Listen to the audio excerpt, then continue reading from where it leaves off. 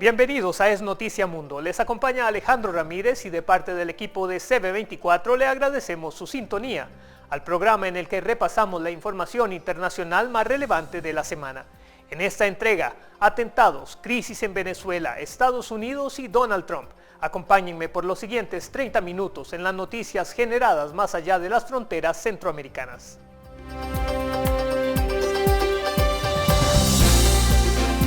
El exdirector del FBI, James Comey, testificó ante la Comisión de Inteligencia del Senado el pasado jueves, confirmando la intervención rusa en las elecciones presidenciales del 2016 y dando detalles de su relación con el mandatario Donald Trump. La Casa Blanca informó que el presidente Trump no haría valer su privilegio ejecutivo para impedir que el exdirector testificara en el Capitolio, y su vocera agregó que Trump deseaba una indagatoria expedita y exhaustiva de los hechos relacionados al despido de Comey y las investigaciones por los posibles vínculos de su administración con Rusia. En su testimonio, Comey llamó mentiroso al presidente y confirmó injerencia rusa en las elecciones presidenciales de Estados Unidos, aunque negó afectación directa al conteo de votos y reconoció haber informado al presidente que no estaba siendo investigado personalmente.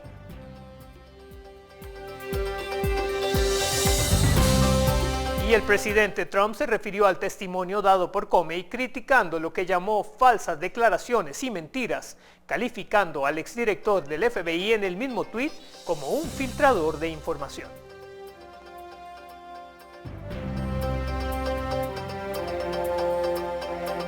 El testimonio del exdirector del FBI, James Comey, atrajo tanta atención como una final deportiva y llenó establecimientos comerciales en Washington. Personas abarrotaron algunos bares de la ciudad de Washington para seguir el testimonio ante el Senado del exdirector del FBI, James Comey, despedido hace un mes por el presidente de Estados Unidos, Donald Trump. Todos querían escuchar por boca de Comey los motivos de su despido y los pormenores de la trama rusa para influir en las pasadas elecciones en supuesta confabulación con el equipo de campaña del magnate.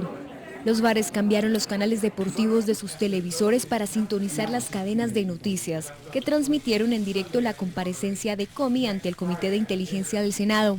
Eric Heidenberger, dueño de uno de los bares, aseguró que esperaban más movimiento que un día cualquiera, pero no las colas que se formaron delante de su local. Yo creo que la única cosa con la que podrías comparar esto es como la Copa Mundial de algún deporte, que trae a mucha gente. Nunca hemos visto algo así que se compare a la cantidad de gente que se reunió hoy. La profesora de historia Jennifer Garden no quería perderse un momento histórico para aclarar y llegar hasta el fondo de lo que calificó como contradicciones del gobierno de Trump sobre la llamada trama rusa. A algunas personas les importa. He estado poniéndole atención a los políticos. Mis estudiantes han estado expuestos. De hecho, nos reunimos con Comey antes de que lanzara la bomba sobre Hillary. Y creo que es un buen hombre y que ha tomado decisiones dudosas antes, pero que ahora hizo lo correcto. Comey presentó a un Trump obsesionado con poner fin a la investigación sobre la posible colusión de su campaña con Rusia para minar las posibilidades de la candidata demócrata Hillary Clinton en los comicios de 2016. Y como acostumbra, el presidente de Estados Unidos, Donald Trump, utilizó su cuenta de Twitter para anunciar la nominación de Christopher Wray para dirigir el FBI.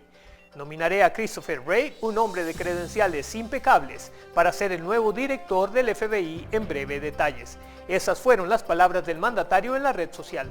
Ese anuncio fue dado la víspera de la testificación del exdirector del FBI, James Comey, ante el Senado. En el proceso de entrevistas para directores del Buró Federal de Investigaciones, Trump se reunió el 30 de mayo con Wray hace poco más de una semana.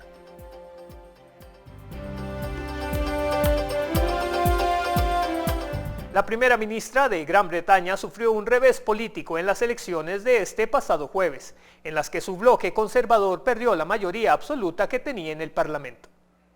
Los conservadores de la primera ministra británica Theresa May han perdido la mayoría absoluta según el recuento oficial de votos de las elecciones generales del jueves en el Reino Unido. Conocido el resultado de 632 circunscripciones del país de las 650 que componen la Cámara de los Comunes, el Partido Conservador ha obtenido 308 escaños, lo que matemáticamente le impide alcanzar los 326 diputados necesarios para obtener la mayoría absoluta. De esta forma, el Partido Laborista de Jeremy Corbyn obtiene 257 escaños, el Partido Nacionalista Escocés 34 y los liberaldemócratas logran 12. Con estos resultados, el Reino Unido tiene lo que se conoce como un parlamento colgado, en el que ninguna formación ha obtenido la mayoría absoluta y no podrá gobernar en solitario, para lo que necesitará el apoyo de otros partidos.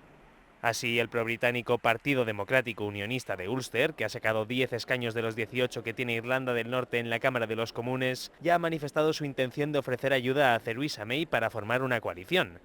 Como los conservadores han obtenido el mayor número de escaños, les corresponde a ellos tratar primero de formar gobierno, pero de no conseguirlo, May debería dimitir. En el momento en que May convocó las elecciones anticipadas el 18 de abril, los Tories tenían 330 escaños frente a los 229 del laborismo. Sin embargo, en el tramo final de la campaña electoral, los laboristas consiguieron estrechar considerablemente esa brecha. Las amenazas violentas no dan tregua en Europa y el lunes anterior, tan solo 3 días después de los recientes atentados en Londres, un hombre atacó en la Catedral de Notre Dame, en la capital francesa, a un oficial con un martillo. Al momento del ataque, otro policía abrió fuego y neutralizó al atacante. El hombre herido fue trasladado a un hospital, mientras que el oficial solo resultó con heridas leves. Las autoridades acordonaron la zona y pidieron a las personas que mantuvieran distancia. Dentro de la catedral se encontraban al menos 1000 personas al momento del ataque. Notre Dame, que está ubicada en el centro de París, recibe alrededor de 13 millones de visitantes por año.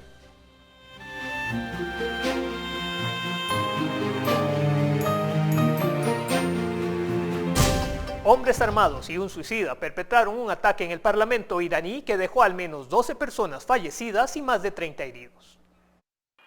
Las fuerzas de seguridad iraníes han puesto fin tras 5 horas de asalto al atentado en el Parlamento iraní perpetrado por 4 terroristas y que causó varios muertos y heridos y fue reivindicado por el grupo terrorista Estado Islámico.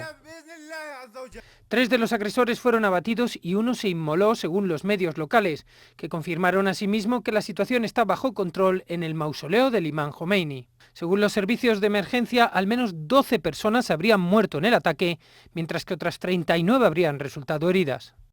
Las operaciones de seguridad se prolongaron debido al gran número de civiles atrapados en la sede parlamentaria, que está situada en el centro de Teherán, ya que 2 de los terroristas continuaron activos hasta que al final se liberaron a los rehenes.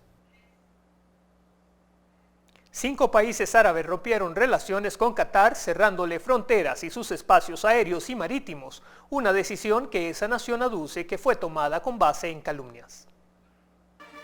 Apoyar al terrorismo y socavar la estabilidad de la región de Oriente Medio. Esos son los motivos por los que los países árabes como Arabia Saudí, Bahrein, Emiratos Árabes Unidos, Egipto y Yemen han anunciado la ruptura de los lazos diplomáticos con Qatar. Una medida drástica a la que también se han sumado compañías aéreas como la emiratí Etihad, que suspenderá todos sus vuelos con Qatar. Los países árabes anunciaron el cierre de sus fronteras y del espacio aéreo y marítimo con Qatar, así como la retirada de su misión diplomática en el reino. Una decisión que para Qatar se fundamenta en calumnias y medidas injustificadas sin ningún tipo de evidencia, tal y como detalla en un comunicado el Ministerio de Asuntos Exteriores qatarí.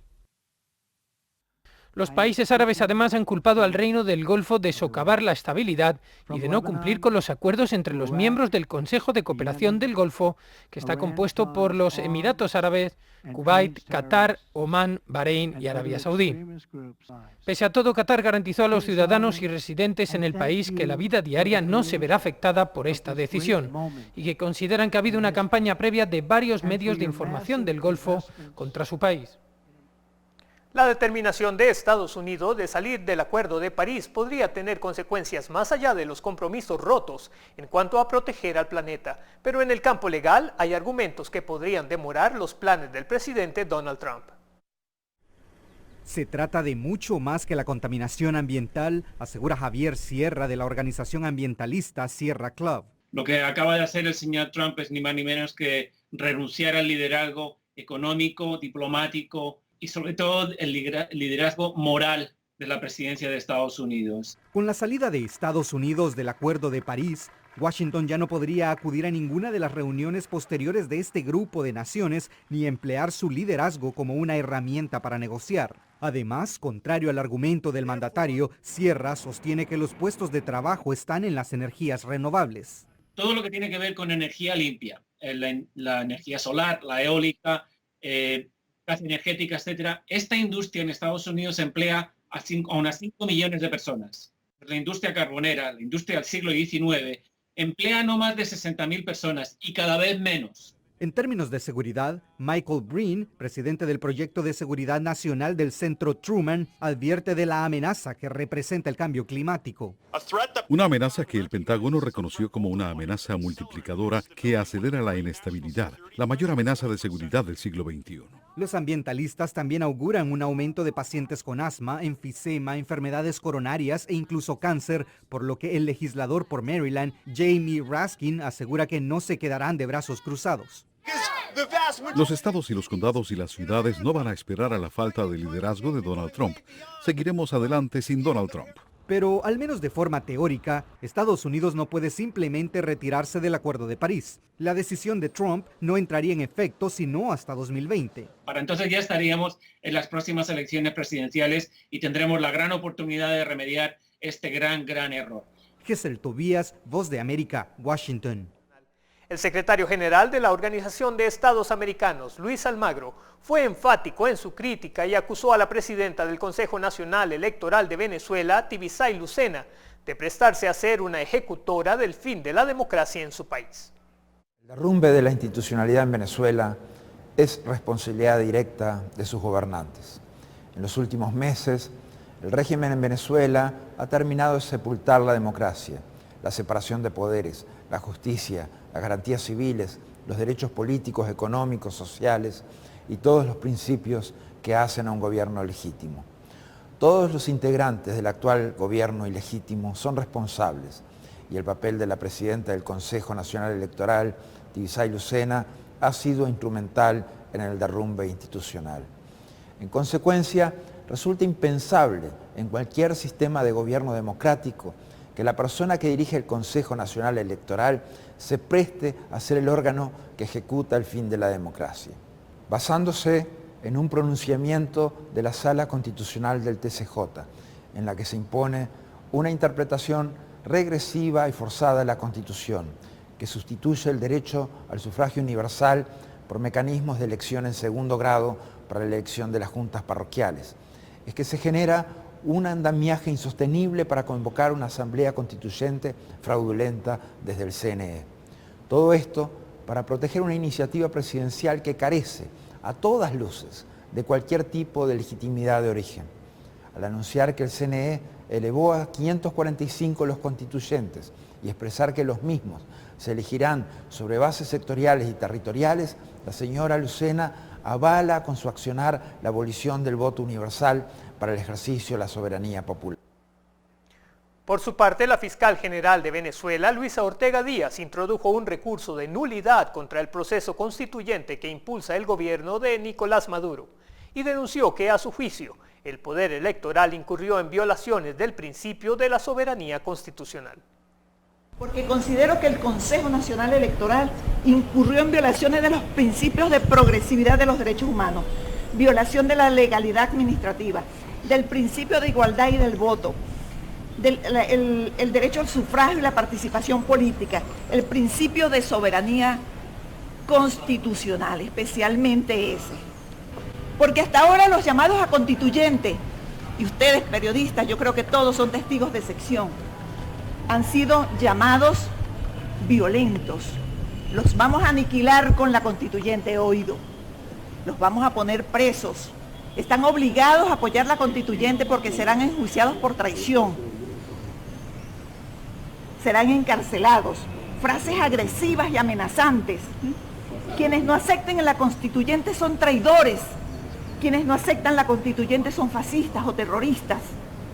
No podemos vivir en un país así. La compra de bonos de petróleos de Venezuela por parte de la compañía de inversiones Goldman Sachs ha generado críticas de expertos que cuestionan la transacción como oportunismo por parte del comprador, que se habría aprovechado de la falta de liquidez de la nación suramericana.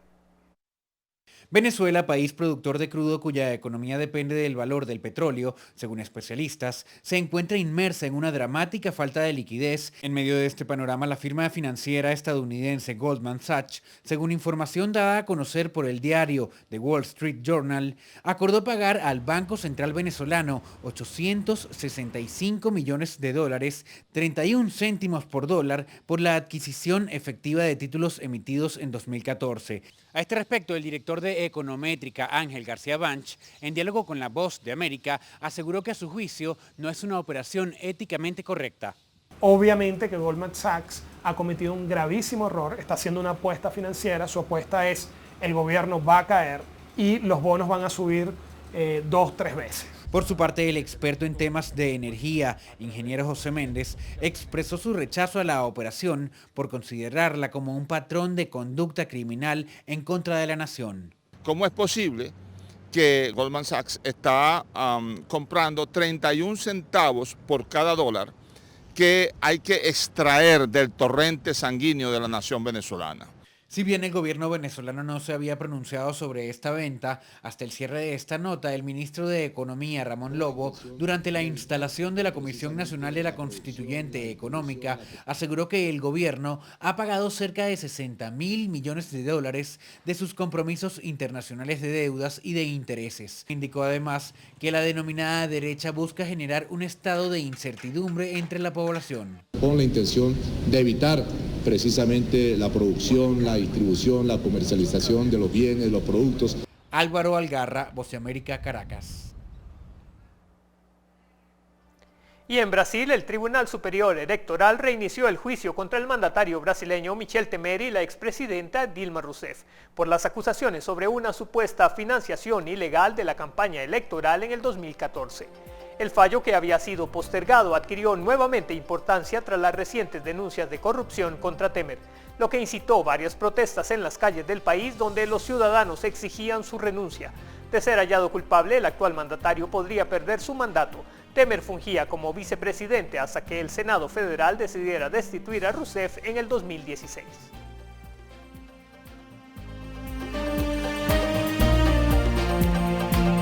El presidente de Argentina, Mauricio Macri, recibió a la canciller alemana Angela Merkel en la Casa Rosada, la sede del gobierno argentino. Allí mantuvieron una reunión en la que abordaron la situación del G20 y la negociación de un acuerdo entre la Unión Europea y el Mercosur, además de estrechar las relaciones políticas, comerciales y culturales entre ambos países.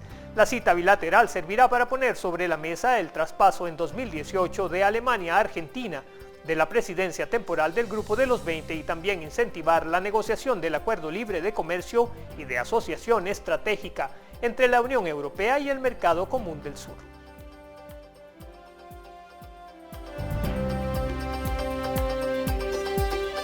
Y así llegamos al final de nuestro resumen semanal de noticias internacionales. Soy Alejandro Ramírez y como cada semana le deseamos de parte de todo el equipo de CB24 un muy bonito fin de semana. Hasta la próxima.